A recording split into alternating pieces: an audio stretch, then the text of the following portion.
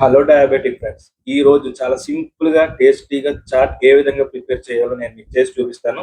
రండి. తెల్ల బఠానీలు ఈ విధంగా మెత్తగా ఉడకబెట్టుకొని అడుగు మందంగా ఉండే పాత్రలో దీన్ని ట్రాన్స్ఫర్ చేసి ఒక 25% మళ్ళీ మిక్సీ గిన్నెలో ట్రాన్స్ఫర్ చేసుకొని ఈ విధంగా మెత్తగా పేస్ట్ చేసుకొని దీన్ని మళ్ళీ ఇందులోకి ట్రాన్స్ఫర్ చేసి బాగా కలుపుకోవాలండి.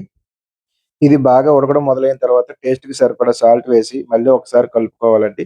ఇప్పుడు సాల్ట్ ఎంతైతే తీసుకున్నారో అందులో 25% చాట్ మసాలా వేసుకొని బాగా కలుపుకోవాలండి. ఇప్పుడు ఈ విధంగా వేడివేడిగా ఉన్నప్పుడు మీకు కావాల్సినంత బఠానీ ప్లేట్‌లో ఈ విధంగా సర్వ్ చేసుకోండి.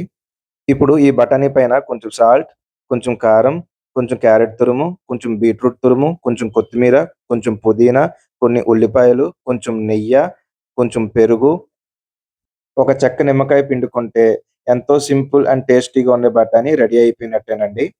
చూసారు కదండి, సింపుల్ గా చాట్ ఏ విధంగా ప్రిపేర్ చేయాలో. ఇప్పుడు దీన్ని ఏ విధంగా తినాలో నేను చూపిస్తాను. దీన్ని మొత్తం అంతా ఇలా కలగపులకంలా చేసేయకూడదండి. ఒక వేపు నుంచి ఈ విధంగా కలుపుతూ ఇక్కడ మాత్రమే కలుపుకుంటూ తినాలి.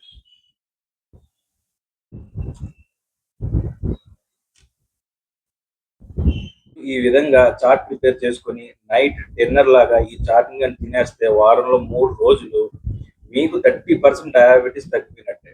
ముఖ్యమైన విషయం ఏంటంటే, దయచేసి ఈ చాట్‌లో సమోసా అనే విష పదార్థం నింపి కల్తీ చేయకూడదు. ఇది మాత్రం గుర్తుంచుకోండి. Thank you.